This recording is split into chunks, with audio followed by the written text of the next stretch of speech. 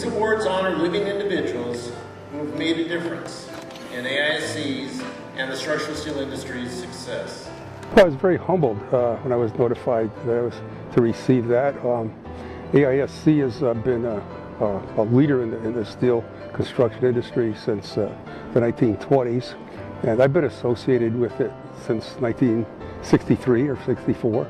And so I feel pretty close to it. Very surprising and very flattering, and to me it's I guess a nice validation of the time that I've invested in the Steel Educator's tip sheet and some of the other things related to web-enhanced teaching. I'm proud of it, of course, because anytime you get some recognition from a great organization like AIC, it's really a great thing. But it was humbling because I really don't feel like I deserved it alone. The important thing is it comes from my peers. I think it was not necessarily a committee, but it took, as I understand it, a number of letters from people who have known me over the years, and that I think makes it really something. As members of the board of directors and involved in what's happening in the industry on a daily basis and over time, we know what areas seem to be those that are contributing to our industry most.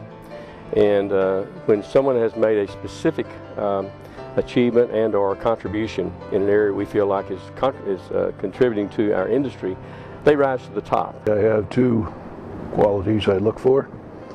One is what impact have they had, first on the steel industry and second on structural engineering in general, and then the quality of their work. The three education winners this year, all of them have had very significant impact on education first, and the steel industry, and structural engineering. From Bill Wright's work on bridge specifications to Judy and all the work she's done with AISC. Well, Wally Sanders as well, taught many years at Iowa State, and also has contributed very significantly to particular steel railroad bridges.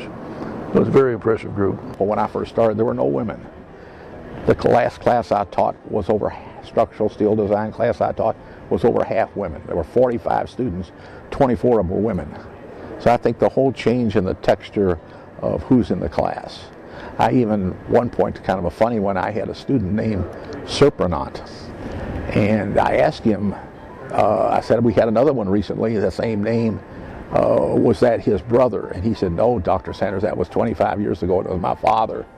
So it just showed I was probably around almost too long. My favorite part about working with students is, when they come to office hours and they maybe just didn't understand something that I presented in lecture, and I work with them a little bit and try to explain it another way, and then they have that aha moment where it all clicks, and I think that's probably the most fun part of the job.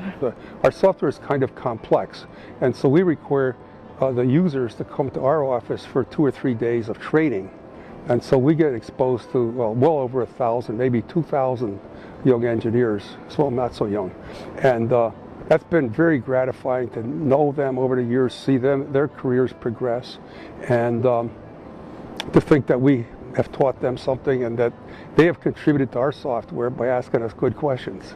And that interaction, I think, with the profession has been very gratifying to me.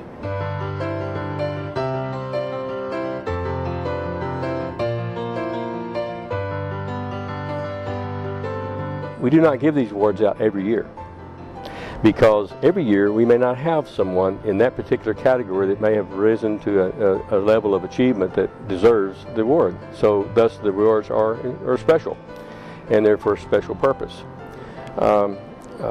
People like Mark Holland, for example, been in the business for a very long time. I've known Mark for many years. A great candidate, has contributed unselfishly with his time, and his company, of course, has supported that. You asked me what I thought my greatest achievement was for myself.